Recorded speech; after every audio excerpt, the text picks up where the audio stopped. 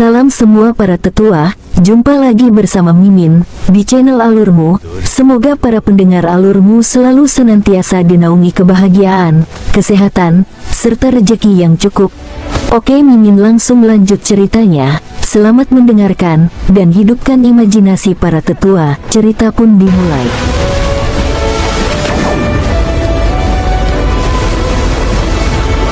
King Ruo terus melakukan pekerjaannya mengambil esensi kekuatan darah Buma dan rombongannya dengan paksa. Menjelang pagi King Ruo masih melakukan pekerjaannya dengan teriakan cacian dan umpatan Buma dan rombongannya yang semakin menjadi-jadi. Keparat, kamu hanya berani menindas yang lemah. Bagaimana bisa kamu menganggap diri pantas untuk menghukum kami sedangkan kamu sendiri lebih kejam dari kami? Ucap Dong Dong dengan terus mengumpat dan memprovokasi King Ruo yang sebenarnya telah menutup pendengarannya dari suara bising teriakan Buma dan rombongannya. Saat hari benar-benar terang, teriakan Buma dan rombongannya tidak lagi terdengar dengan tenaga yang semakin melemah.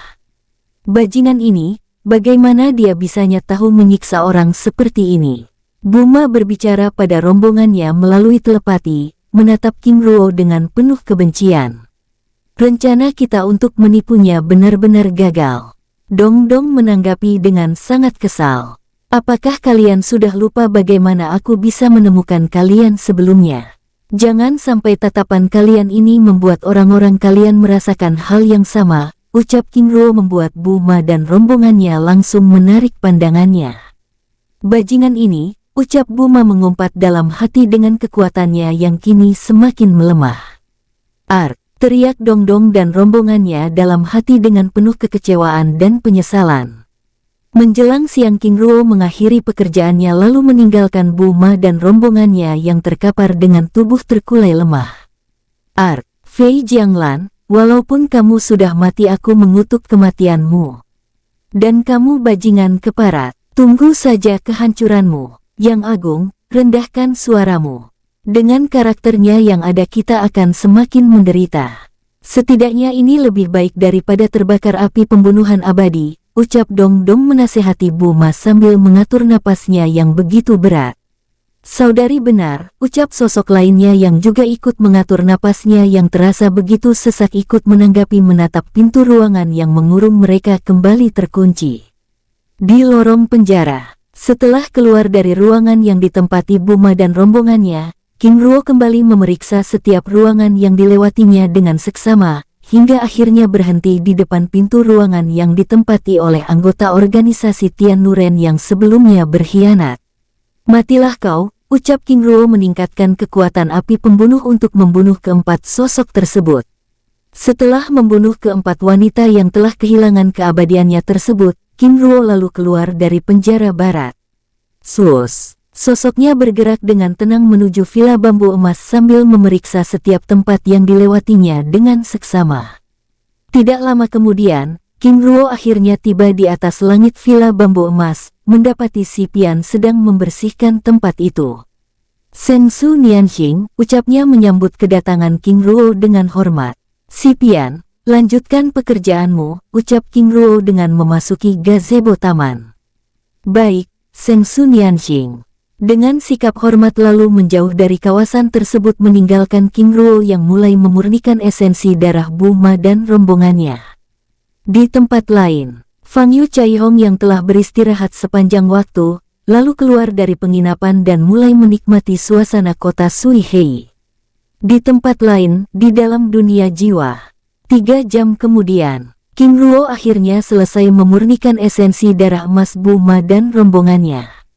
Tidak ingin membuang waktunya, King Ruo lalu melanjutkan pekerjaannya memperbaiki senjata yang hendak dijualnya di kota itu, membuat Si Pian yang mengawasi dari jauh hanya bisa menggelengkan kepalanya. Menjelang sore King Ruo lalu mengakhiri pekerjaannya, mendapati Si Pian sudah meninggalkan tempat itu. Setelah membersihkan diri dan mengganti pakaiannya, King Ruo lalu bergerak menuju Istana Emas. Setelah memeriksa keadaan King Lian An, Bei Qin dan Si Yi, King Ruo lalu bergerak menuju Danau Giok Biru yang berada di wilayah selatan dunia jiwa tersebut dengan tenang. Semoga kesadaran Ling Er kembali dan saudari Fei Jianglan dapat segera pulih. King Ruo membatin dengan penuh harap. Tidak lama kemudian, King Ruo akhirnya tiba di atas langit danau giok biru, lalu bergerak memasuki dasar danau tersebut dengan perlahan.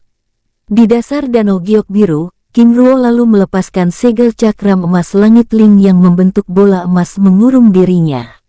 Setelah segel bola emas tersebut terbentuk secara transparan yang mengurung King Ling, Fei Jianglan dan Long Hushui, King Ruo lalu mengeluarkan segel bola emas di dalam cincin penyimpanannya. "Tuan," ucap Long Hushui dengan gembira saat segel bola emas transparan yang mengurung mereka lenyap. "Saudari, ini," ucap King Ruo dengan mata berkaca-kaca, menatap kelopak bunga persik emas yang menyelimuti tubuh King Ling dan Fei Jianglan.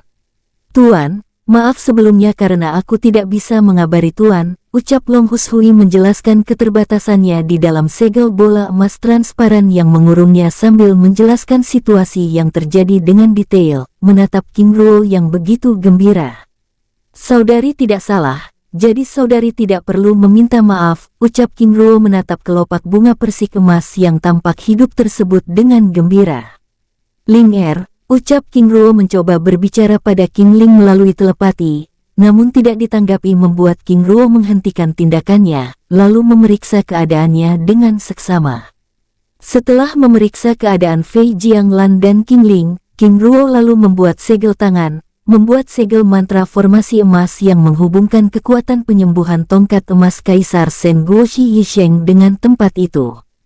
Kekuatan ini, Long Hushui terkejut saat kekuatan penyembuhan yang begitu luar biasa menyelimuti segel bola emas yang mereka tempati, menatap King Ruo dengan serius. "Saudari, apakah ada yang salah?" tanya King Ruo dengan heran.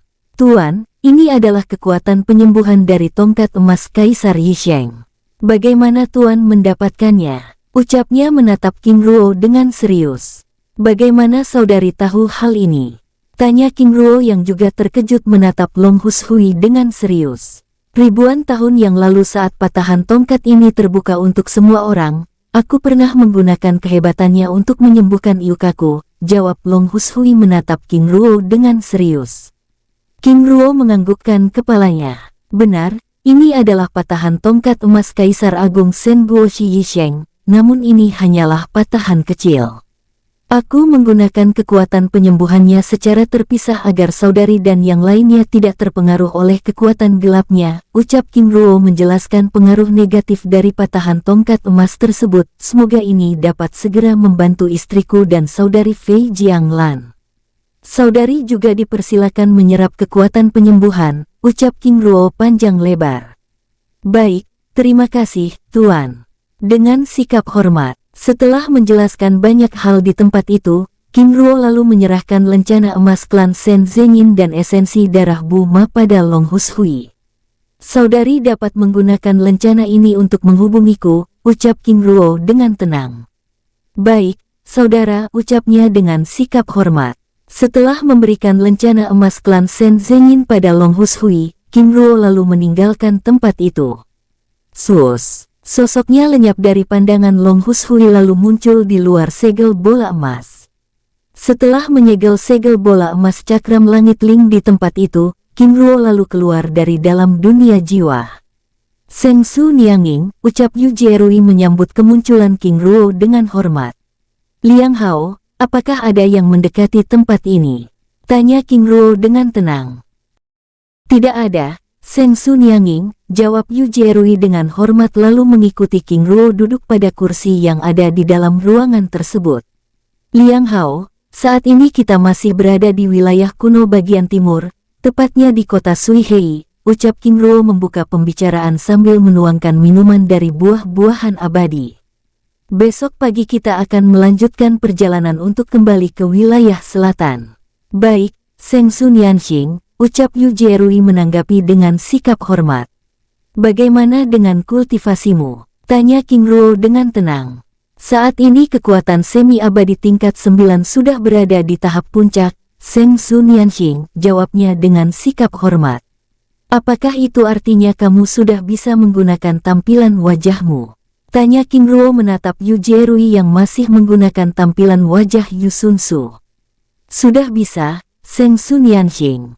Tapi aku lebih senang menggunakan wajah ini, jawab Yu Jerui yang tidak ingin tampilan wajahnya menarik perhatian banyak orang terutama musuh-musuhnya. Baik, aku tidak memaksa. Hanya saja ketika kita menemui ayahmu, kamu dapat menjelaskan keadaanmu padanya, ucap King Ruo dengan santai. Apakah itu artinya setelah kita kembali ke selatan kita akan langsung mencari ayahku? Tanya Yu Jerui dengan serius. Benar, jawab King Ruo sambil berbincang-bincang dengan santai. Setelah membicarakan banyak hal, King Ruo lalu meminta Yu Jerui kembali ke dalam dunia jiwa. Setelah Yu Jerui kembali ke dalam dunia jiwa, King Ruo lalu meninggalkan penginapan tersebut. Di jalanan kota Suihei, King Ruo melangkahkan kakinya dengan tenang, menikmati suasana malam kota yang masih penuh dengan kesibukannya. Benar-benar kota yang hidup, King Ruo membatin, sambil mengitari pandangannya memeriksa setiap tempat yang dilewatinya dengan seksama. Ternyata leluhur Cai Hong sedang menikmati suasana malam kota di restoran itu. King Ruo membatin saat merasakan aura Fang Yu Cai Hong berada di dalam restoran mewah di pusat kota itu. Setelah berjalan beberapa waktu, King Ruo akhirnya menemukan rumah lelang yang menjadi tujuannya. Selamat datang di rumah lelang kami, Tuan, ucap gadis pelayan yang merupakan kultivator semi-abadi tingkat 3 menyambut kedatangan King Ruo dengan ramah. Nona, apakah aku bisa bertemu dengan manajer rumah lelang? Tanya King Ruo dengan ramah. Maksud Tuan? Tanya gadis tersebut dengan penasaran menatap King Ruo dengan serius. Nona, aku ingin menjual beberapa senjata yang telah aku tempa, apakah? Maaf Tuan, rumah lelang kami tidak pernah membeli senjata dari siapapun, karena senjata yang ada di rumah lelang ini adalah senjata yang ditempa oleh keluarga kami. Tapi apakah Tuan memang seorang ahli senjata? Tanya gadis tersebut menatap King Ruo yang menggunakan aura semi-abadi tingkat 5 dengan penuh selidik. Itu artinya aku salah tempat, ucap King Ruo dengan tenang mengabaikan pertanyaan gadis tersebut. Tapi jika Tuan mau, Tuan bisa melihat senjata dan sumber daya yang kami miliki, ucap sang gadis yang sebenarnya cukup kesal karena King Ruo mengabaikan pertanyaannya, berbicara dengan ramah. Oh, baiklah, ucap King Ruo dengan tenang lalu mengikuti sang gadis yang menjelaskan semua barang yang ada di ruangan barang lelang tersebut. Setelah berada di tempat itu cukup lama, King Ruo yang akhirnya mendapatkan informasi perbandingan harga senjata di tempat itu lalu meninggalkan rumah lelang tersebut. Nona, terima kasih, ucap King Ruo sambil memberikan cincin penyimpanan yang berisi 3 juta kristal jiwa abadi yang merupakan tip untuk gadis tersebut. Terima kasih, Tuan, ucap gadis tersebut mengantar kepergian King Ruo meninggalkan rumah lelang tersebut. Tidak lama kemudian setelah King Ruo pergi, seorang gadis lainnya menghampiri gadis pelayan tersebut. Nona, ucap pelayan tersebut menyambut kedatangan gadis tersebut dengan hormat. Siapa pemuda sebelumnya? Tanya gadis tersebut dengan wajah tidak senang karena King Ruo tidak membeli satu pun barang dari rumah lelang mereka. Nona, Tuan muda itu mengaku sebagai penempas senjata dan berniat menjual senjata yang dibuatnya, tapi aku telah menjelaskan aturan rumah lelang kita, lalu memintanya untuk melihat-lihat koleksi senjata dan sumber daya kita, berharap dia tertarik dan membeli, jawab gadis itu sambil menjelaskan pekerjaan yang telah dilakukannya dengan detail. Apakah kamu gila? Bagaimana bisa dia tidak tahu aturan di tempat ini? Tapi, Nona, sudahlah. Lanjutkan pekerjaanmu, ucap gadis muda tersebut dengan kesal lalu meninggalkan gadis itu. Bagaimana bisa dia membiarkan mata-mata itu menyelidiki tempat ini? Gadis tersebut menggerutu kesal. Di tempat lain, King Ruo yang telah keluar dari rumah lelang tersebut lalu kembali mencari rumah lelang lainnya. Saat sedang mencari rumah lelang lainnya, tiba-tiba King Ruo merasakan beberapa aura seperti bergerak mengikutinya. Tidak ingin membuat masalah di kota itu, King Ruo terus melangkahkan kakinya hingga akhirnya menemukan rumah lelang lainnya yang cukup mewah dari rumah lelang sebelumnya. Selamat datang di rumah lelang kami, Tuan, ucap gadis pelayan menyambut kedatangan King Ruo dengan ramah. Nona, aku ingin menjual senjata yang aku tempa sendiri. Apakah rumah lelang ini membeli senjata? Tanya King Ruo menjelaskan tujuan kedatangannya, membuat beberapa pengunjung di tempat itu mengarahkan pandangannya, termasuk gadis pelayan yang juga menatapnya dengan penuh selidik. Nona, ucap King Ruo membuyarkan lamunan gadis tersebut. Mari tuan, ucapnya lalu membawa Oing Ruo memasuki ruangan khusus yang berada di bagian dalam rumah lelang tersebut. Tidak lama setelah King Ruo pergi bersama gadis tersebut, 3 sosok paruh baya yang sebelumnya mengikuti King Ruo memasuki ruangan tersebut, lalu berpura-pura melihat-lihat koleksi pusaka dan sumber daya yang ada di rumah lelang tersebut. Di tempat lain, King Ruo dan gadis pelayan tersebut akhirnya tiba di depan pintu ruangan khusus yang dijaga oleh 2 sosok paruh baya yang merupakan kultivator semi-abadi tingkat 9. Tuan, mohon tunggu sebentar, ucap gadis tersebut meminta King Ruo menunggu, lalu memasuki ruangan khusus. Tidak lama kemudian, gadis tersebut keluar dari dalam ruangan. Tuan, silakan, ucapnya membukakan pintu, mempersilakan King Ruo memasuki ruangan. Terima kasih, Nona, ucap King Ruo dengan ramah lalu memasuki ruangan tersebut. Di dalam ruangan, King Ruo langsung disambut oleh pria parubaya yang duduk di kursi utama ruangan tersebut. Silakan, Tuan, ucapnya mempersilakan King Ruo menempati kursi yang tersedia. Terima kasih, Tuan, ucap King Ruo lalu menempati kursi yang berada tepat di depan meja besar sosok tersebut. Tuan, pelayan kami mengatakan bahwa Anda ingin menjual senjata, apakah benar? Tanya sosok tersebut dengan tenang. Benar, Tuan, ucap King Ruo dengan tenang. Apakah senjata tempaan Tuan sendiri atau senjata yang didapatkan dari orang lain?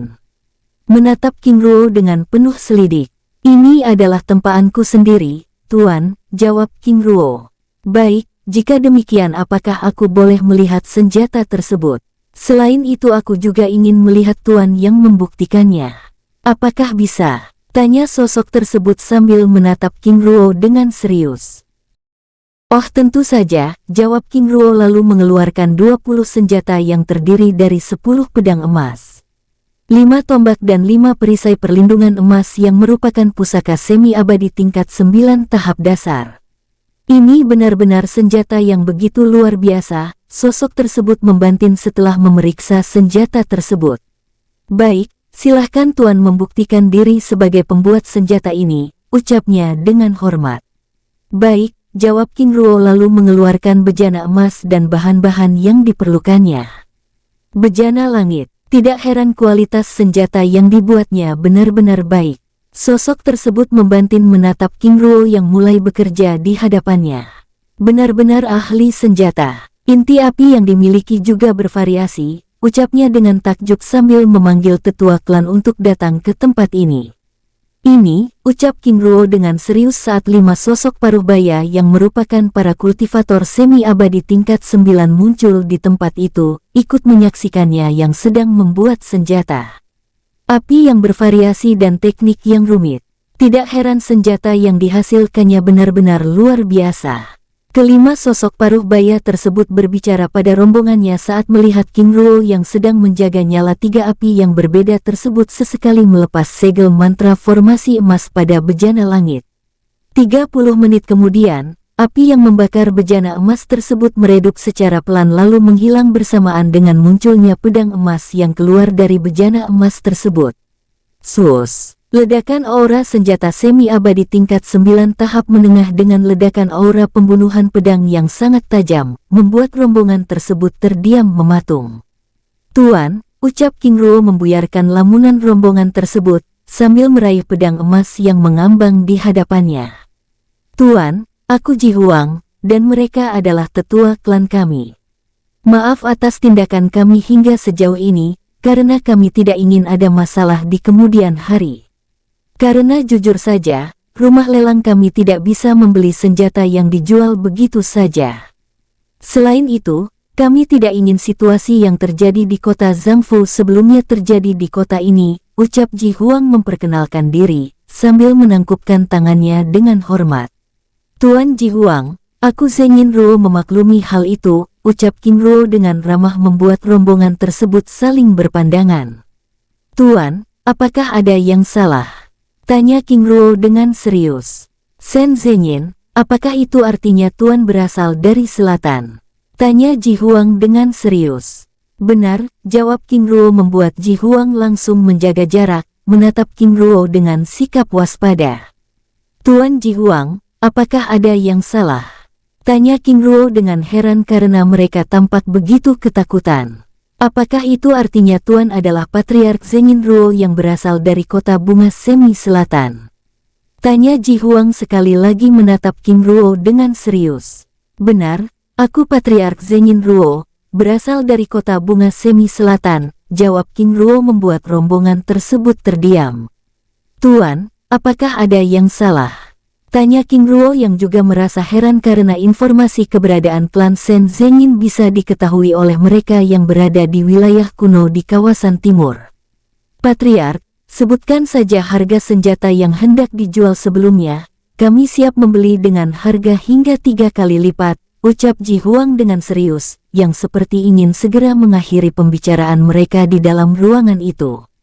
King Ruo menggelengkan kepalanya. Jika Tuan memang ingin membeli senjataku, beli saja sesuai dengan harga yang ditentukan rumah lelang ini, sehingga aku tidak merasa mengambil keuntungan yang salah dan Tuan juga tidak dirugikan, ucapnya dengan wajah serius. Baik, Patriark, ucap Ji Huang yang telah mengubah panggilannya pada King Ruo dengan hormat, lalu mulai menghitung harga senjata yang dijual King Ruo. Patriark, untuk satu bilah pedang ini kami hargai 200 juta kristal jiwa abadi, untuk tombak ini kami hargai 170 juta kristal jiwa abadi, dan perisai pertahanan ini 130 juta kristal jiwa abadi. Lalu bagaimana dengan pedang emas yang baru Patriark buat sebelumnya, apakah juga dijual? Tentu saja, jawab King Ruo dengan tenang. Baik, silakan Tuan periksa, ucapnya sambil menyerahkan cincin penyimpanan yang berisi 3.725 juta kristal jiwa abadi. Terima kasih, Tuan, ucap King Ruo dengan tenang lalu menyimpan cincin yang diberikan Ji Huang ke dalam cincin penyimpanannya. Apakah Patriark tidak ingin memeriksanya terlebih dahulu? Tanya Ji Huang menatap King Ruo dengan serius. Aku percaya pada kejujuran Patriark, ucap King Ruo dengan tenang membuat Ji Huang dan rombongannya merasa lega, namun juga tampak kebingungan karena segan untuk mengusir King Ruo dari tempat itu. Baik, apakah ada lagi yang ingin Patriark bicarakan? Tanya Ji Huang dengan sikap yang lebih berhati-hati. King Ruo yang menunggu kesempatan itu menganggukkan kepalanya. Tuan, ini adalah kali pertamanya aku memasuki wilayah kuno bagian timur. Lalu bagaimana Tuan dan rombongan bisa tahu Shen Zhenyin berasal dari wilayah selatan? Tanya King Ruo dengan sikapnya yang tenang. Patriark, seseorang memberikan informasi kepada kami mengenai keberadaan klan Shen Zhenyin, jawab Ji Huang dengan serius. Lalu apa yang diceritakan oleh mereka? Tanya King Ruo dengan tatapan penuh selidik. Tidak, Tuan. Sosok itu hanya menceritakan bahwa ada klan kecil yang baru muncul di kota bunga semi selatan yang memiliki kekuatan yang luar biasa, jawab Ji Huang berbohong.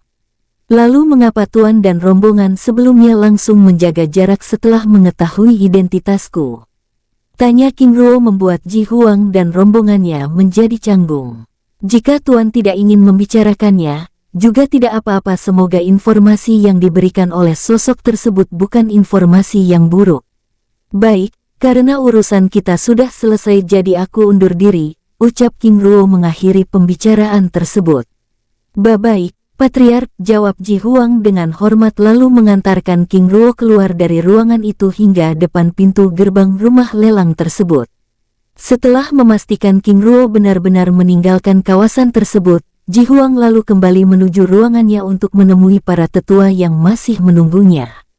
15 meter dari rumah lelang, King Ruo yang bergerak sambil melepaskan segel mantra formasi ilusi kabut langit lalu bergerak naik ke atas langit. Sosoknya bergerak menuju langit rumah lelang klan Ji lalu bersembunyi di balik mantra formasi ilusi, sambil melepaskan kesadaran dewanya untuk mendengar percakapan Ji Huang dan rombongannya. Aura ini. King Ruo membatin saat merasakan jejak aura abadi di kawasan rumah lelang tersebut. Di dalam ruangan Ji Huang. Huang kami telah memutuskan untuk tidak menjual senjata yang dijual oleh Patriark Zengin Ruo sebelumnya, ucap salah satu tetua berbicara. Baik, aku juga setuju hal itu. Memiliki pusaka yang dibuat oleh seorang abadi adalah hal yang luar biasa. Ucap Ji Huang menanggapi membuat King Ruo yang mendengar percakapan tersebut mengerutkan keningnya.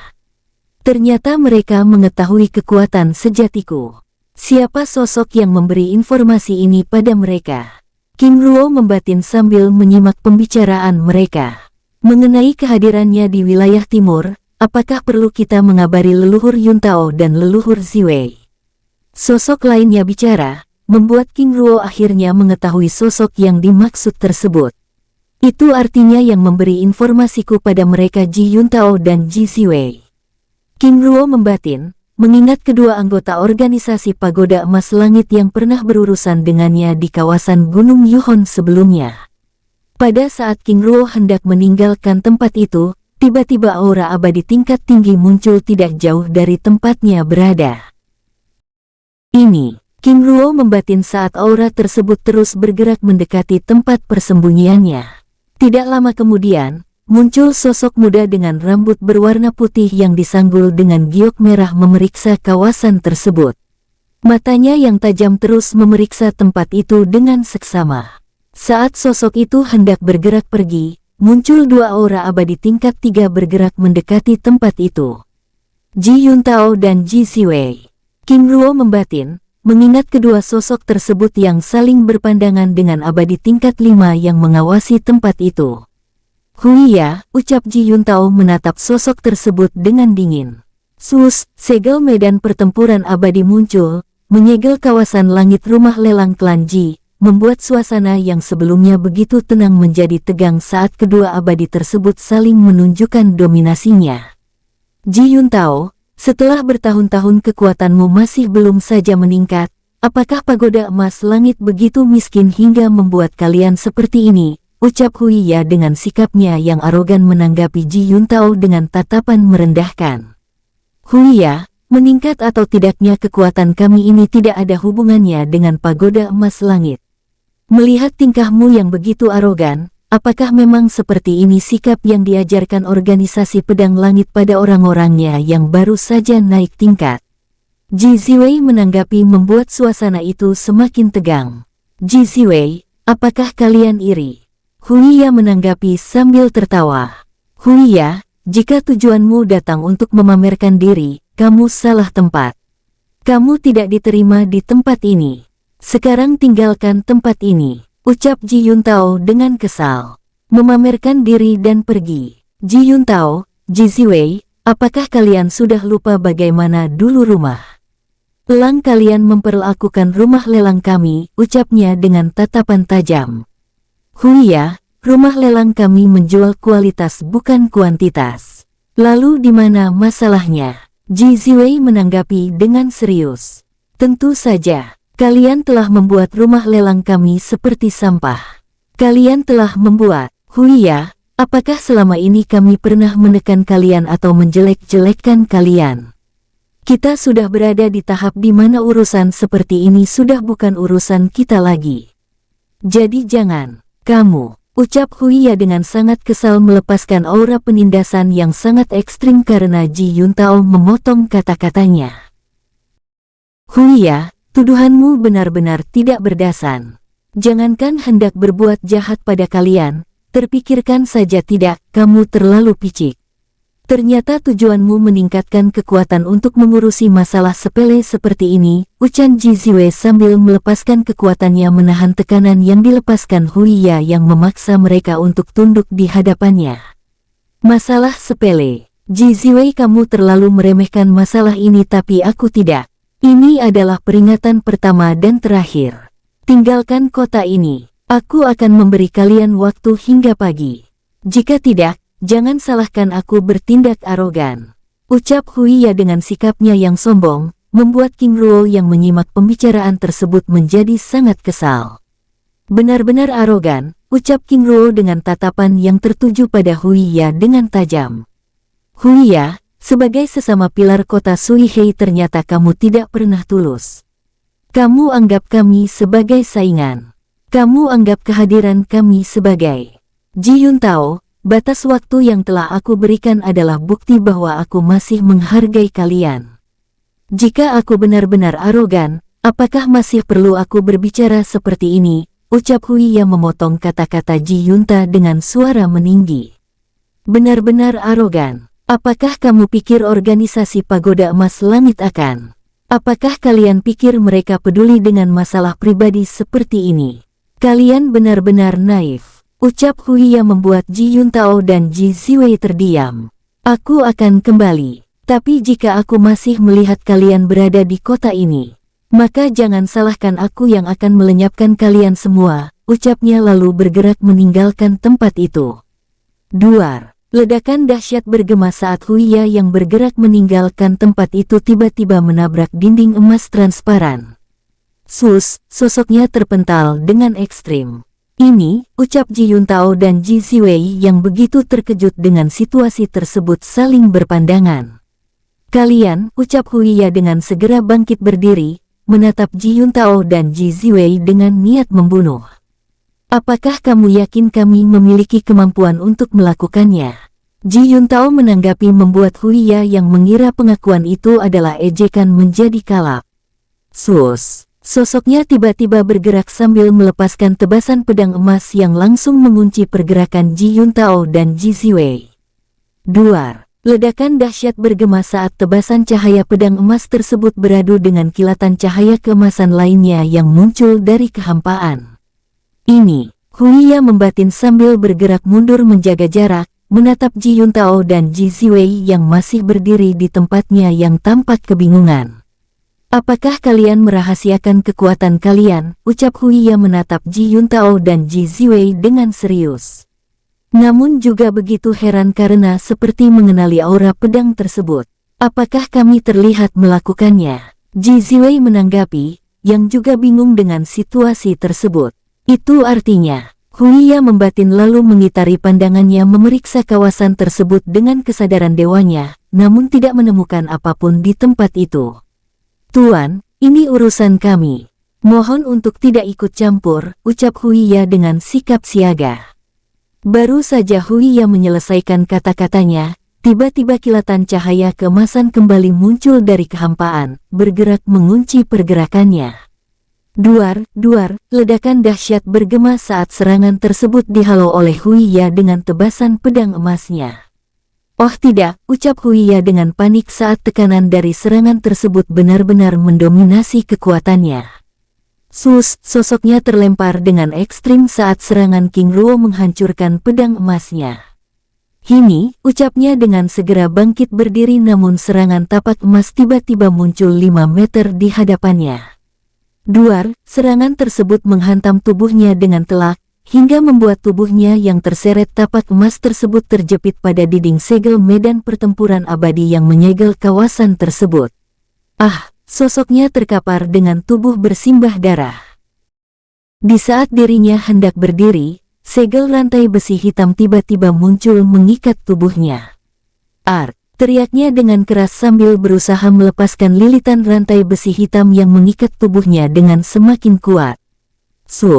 Segel bola emas transparan tiba-tiba muncul lalu mengurung tubuhnya yang terikat rantai besi hitam. Maaf, aku tidak mengizinkanmu menggunakan kekuatan dengan cara seperti ini. Benar-benar memalukan, ucap King Ruo yang menggunakan tampilan Dai Feng Shu tiba-tiba muncul 5 meter di hadapannya. Wah, wakil pemimpin, ucap Huiya terbata tanpa berani mengangkat kepalanya. Aku akan membawamu kembali ke tanah suci pasir angin, ucap King Ruo memasukkan segel bola emas transparan yang mengurung Huiya tersebut ke dalam cincin penyimpanannya, lalu bergerak menemui Ji Huang dan Ji Yuntao yang masih terdiam mematung. Saudara, maaf atas ketidaknyamanannya. Aku harap tidak ada permusuhan di antara kita, ucap King Ruo yang menggunakan tampilan Dai Feng Shu berbicara pada Ji Yuntao dan Ji Ziwei dengan ramah. Saudara, terima kasih sudah menolong kami, ucap Ji Yuntao dan Ji Ziwei dengan ramah sambil menangkupkan tangannya dengan hormat. Saudara tidak perlu sungkan. Mengawasi dan mengatur mereka yang bertindak arogan adalah kewajiban kami, ucap King Ruo dengan tenang.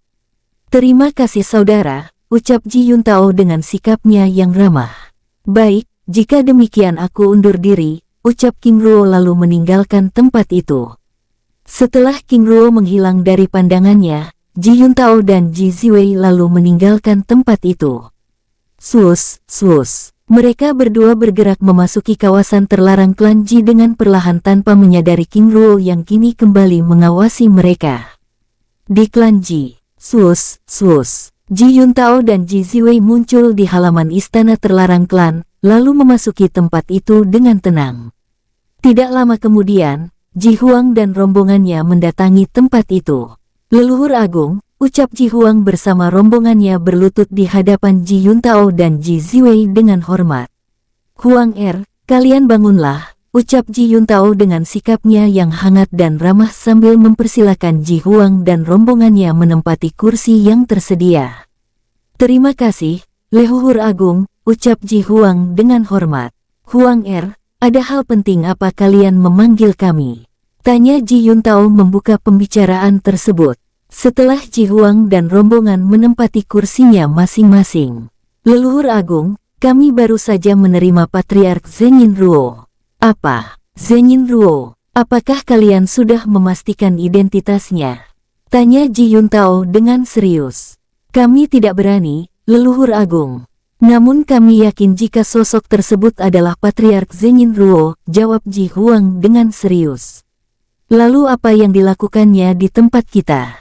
Tanya Ji Ziwei dengan serius. Patriark Zhenyin Ruo menjual senjata tingkat tinggi pada kami.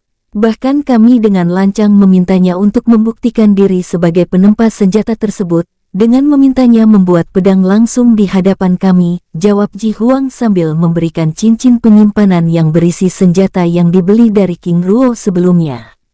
Hais, bagaimana kalian bisa berani seperti itu? Leluhur Agung, itu karena kami tidak tahu jika sosok itu adalah Patriark Zhenyin Ruo. Selain itu, kami melakukan pemeriksaan seperti itu untuk memastikan senjata yang kita beli dari sumber yang jelas. Apalagi kota Zhangfu sebelumnya ada kasus yang memicu kehancuran dan perang di kota itu, ucap Ji Huang menjelaskan situasi yang terjadi di kota Zhangfu sebelumnya dengan detail. Itu bukan karena orang yang menjual senjata tersebut, tapi itu murni masalah internal Kekaisaran Zhangfu. Ji Ziwei menanggapi, benar, sosok tersebut adalah Patriark Zhenyin Ruo, ucap Ji Yuntao setelah memeriksa senjata yang diberikan Ji Huang padanya. Bagaimana Leluhur Agung bisa memastikan sosok ini adalah Patriark Zhenyin Ruo? Tanya salah satu tetua. Itu karena kami telah menyelidiki setiap senjata yang pernah dijual rumah lelang mereka, jawab Ji Yuntao dengan tenang. Apakah Leluhur Agung bisa menjelaskannya dengan detail? Tanya Ji Huang dengan serius. Memeriksa ciri-ciri ini sebenarnya hanya dapat dilakukan oleh kami yang sudah berada di tahap abadi. Pertama, ada jejak kekuatan abadi di dalam senjata ini. Lalu senjata ini dibuat dengan 3 api yang berbeda dan yang terakhir, senjata ini memiliki urutan segel yang rumit, dan ini hanya bisa dilakukan oleh Patriark Zhenyin Ruo, jawab Ji Ziwei dengan serius. Apakah karena alasan itu yang membuat leluhur meminta kami untuk selalu berhati-hati pada klan Shen Zhenyin? Tanya Ji Huang dengan serius. Huang ada banyak abadi tapi sedikit yang memiliki kemampuan sebagai penempa senjata apalagi sebagian ahli mantra formasi. Di wilayah selatan, tindak tanduk Patriark Zhenyin Ruo ini benar-benar tidak terduga. Bayangkan saja, saat ini wilayah selatan masih belum begitu tenang setelah kekacauan besar itu. Tapi dirinya dengan tenang meninggalkan kawasan itu dengan melakukan petualangan di kawasan ini. Itu artinya klan Shen Zhenyin memiliki latar belakang yang kuat, ucap Ji Ziwei dengan tenang. Huang walaupun masih tidak ada bukti, tapi penyelidikan saudara dari Pagoda Emas Langit menyebutkan bahwa pembantai liar yang selama ini ditakuti oleh para abadi di wilayah selatan itu mengarah pada Patriark Zhenyin Ruo, ucap Ji Yuntao menimpali, membuat ruangan itu menjadi hening. Lalu Yang Agung, apa yang harus kita lakukan dengan senjata yang kita beli darinya? Kita simpan saja, karena kualitas senjata semi-abadi tingkat 9 ini sudah seperti senjata pembunuh abadi, ucap Ji Ziwei menanggapi, membuat mereka begitu gembira. Tanpa menyadari King Ruo yang berada di atas langit klan terus menyimak pembicaraan mereka. Leluhur Agung, selain itu ada juga hal penting lainnya yang ini kami sampaikan, ucap Ji Huang dengan serius. Bicaralah, ucap Ji Ziwei dengan tenang. Leluhur Agung, klan Hui semakin hari semakin berani. Mereka bahkan beberapa kali mengganggu acara lelang kita. Mohon tanggapannya, ucap Ji Huang dengan serius. Biarkan saja, itu karena Huiya berhasil menaikkan tingkat kekuatannya. Tapi kalian tidak perlu khawatir karena beberapa hari lagi mereka tidak akan melakukannya lagi, jawab Ji Yuntao.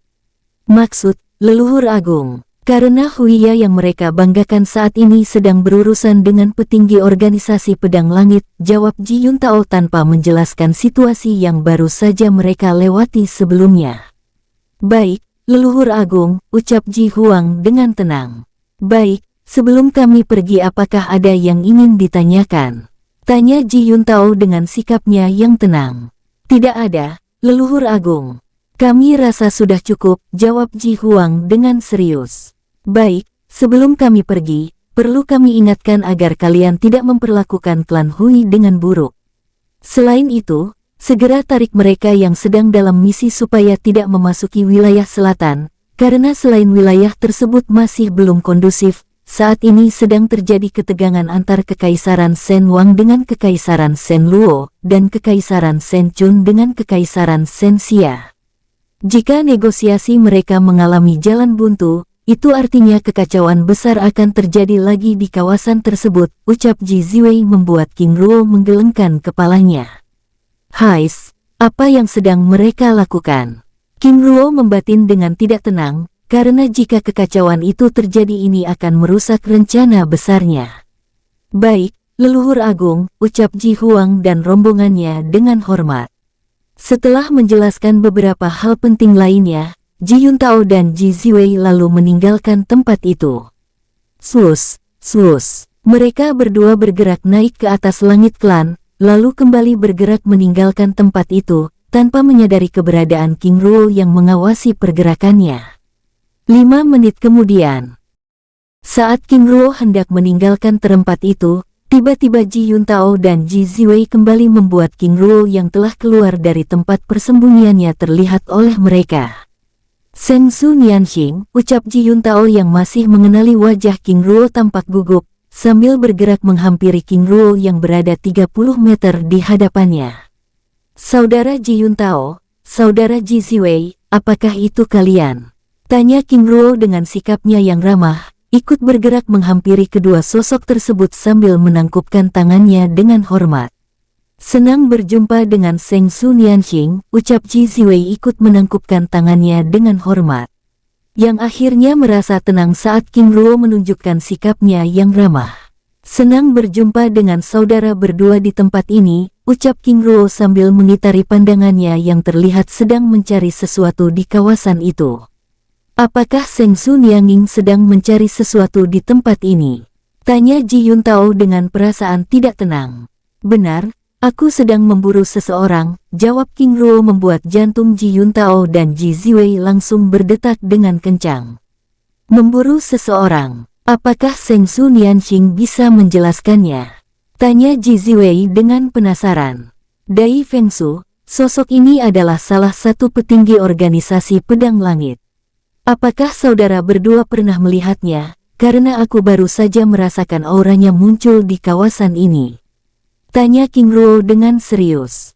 Seng Su Nianxing, orang itu baru saja pergi, jawab Ji Yuntao dengan serius. Apakah saudara berdua tahu arah pergerakannya? Dengan wajah serius, melihat pergerakannya, besar kemungkinannya ke arah utara, Seng Su Nianxing, jawab Ji Ziwei dengan serius. Baik, terima kasih informasinya. Mohon saudara berdua merahasiakan hal ini, ucap King Ruo sambil menangkupkan tangannya dengan hormat.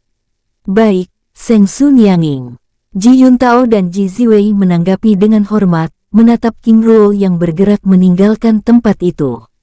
Dai Fengsu yang malang, ucap Ji Yuntao menggelengkan kepalanya, menatap kepergian King Ruo yang menghilang dari pandangannya.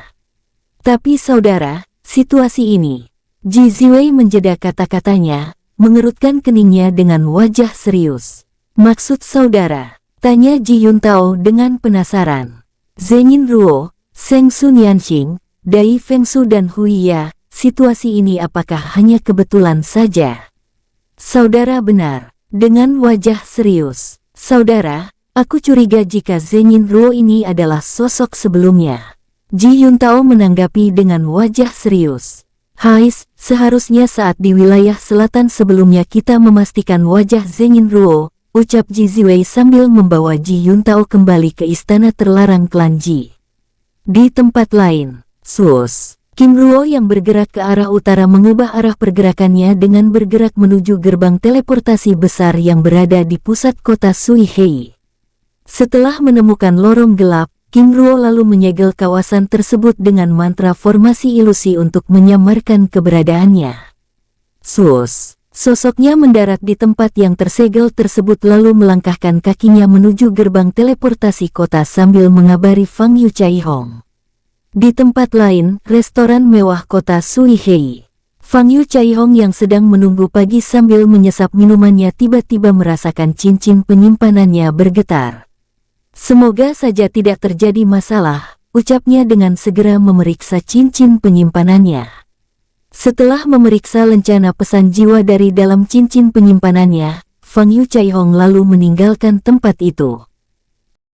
Di tempat lain, 3 sosok paruh baya yang ditugaskan oleh Nona klan Hui untuk mengawasi King Ruo akhirnya kembali ke rumah lelang klan Hui. Nona, sosok itu ternyata memang penjual senjata, bukan mata-mata dari klan Ji, ucap salah satu sosok tersebut dengan serius. Lalu kemana sosok itu sekarang? Tanya gadis tersebut dengan serius. Sudah pergi, Nona, jawab sosok tersebut berbohong yang sebenarnya telah kehilangan jejak King Ruo. Baik, silakan tetua sekalian beristirahat. Leluhur agung akan menangani masalah ini, ucap gadis tersebut dengan sombong. Baik, Nona, ucap ketiga sosok paruh baya tersebut lalu meninggalkan ruangan gadis tersebut. Di tempat lain, di dalam dunia ruang cincin penyimpanan King Ruo, Huiya yang terikat rantai besi hitam terdiam dengan pikirannya. Bayangannya yang kembali untuk memberi pelajaran pada klan Ji membuatnya harus berurusan dengan King Ruo yang menggunakan tampilan Dai Fengsu. Ini benar-benar aneh, bagaimana bisa Dai Fengsu mengikutiku? Lalu bagaimana kekuatannya kini sudah melampauiku? Huiya membatin dengan heran. Hais, lalu bagaimana dengan kediaman Hui? Huiya terus membatin dengan perasaan tidak tenang tanpa mengetahui dirinya telah ditangkap oleh orang lain. Di luar dunia ruang cincin penyimpanan, King Ruo terus melangkahkan kakinya bergerak menuju gerbang teleportasi kota Suihei dengan tenang. Semoga saja Ji Yuntao dan Ji Ziwei tidak menyelidiki keberadaanku di klan Zengin dan melihat wajahku. King Ruo membantin sambil memeriksa setiap tempat yang dilewatinya dengan seksama. Setelah bergerak beberapa waktu, King Ruo yang telah menyamarkan wajahnya tersebut akhirnya tiba di kawasan gerbang teleportasi besar kota. Ternyata cukup ramai. King Ruo membantin, melihat antrian panjang mereka yang hendak meninggalkan kota itu. Setelah menunggu cukup lama, Fang Yu Caihong akhirnya tiba. Leluhur, ucap King Ruo yang menggunakan tampilan Yin Gan memanggil Fang Yu Caihong yang tampak sedang mencarinya. Ruo ucap Fang Yu Caihong lalu menghampiri King Ruo. Leluhur, kita akan langsung kembali ke selatan, ucap King Ruo melalui telepati sambil menjelaskan informasi yang baru saja diketahuinya dari Ji Yuntao dan Ji Ziwei dengan detail. Tidak masalah, lagi pula urusan kita di tempat ini juga sudah selesai, ucap Fang Yu Caihong menanggapi. Tapi tidak banyak senjata yang berhasil kujual, ucap King Ruo berkelakar membuat Fang Yu Caihong menggelengkan kepalanya. Lalu Ruo, bagaimana dengan senjata dan sumber daya yang aku ambil di rumah lelang kota Zhangfu sebelumnya? Tanya Fang Yu Caihong dengan serius. Leluhur ambil saja, itu untuk leluhur, jawab King Ruo sambil berbincang-bincang dengan santai. Menjelang pagi, giliran mereka akhirnya tiba. Tujuannya Tuan, ucap prajurit jaga dengan ramah. Wilayah selatan, Tuan, ucap King Ruo dengan ramah. Baik, ucap prajurit tersebut dengan tenang. Setelah membayar biaya 85 juta kristal jiwa abadi, prajurit tersebut lalu mengaktifkan segel gerbang teleportasi. Sus, pusaran angin biru keemasan muncul di antara dua pilar emas raksasa setinggi 50 meter. Tuan, ucap prajurit tersebut mempersilakan King Ruo dan Fang Yu Chaihong memasuki pusaran angin biru keemasan. Dan lenyap di dalamnya. Sus, sus. King Ruo dan Fang Yu Chaihong muncul di dalam arus lorong ruang dan waktu teleportasi. Gerbang teleportasi yang cukup stabil, ucap King Ruo sambil membiarkan diri terus bergerak dengan tenang. Benar, semoga kita bisa tiba tepat waktu, jawab Fang Yu Chaihong menanggapi, membiarkan diri ditarik oleh arus waktu yang bergerak dengan sangat ekstrim tersebut. Bersambung, sampai ketemu di episode selanjutnya tetua, semoga para tetua terhibur, terima kasih.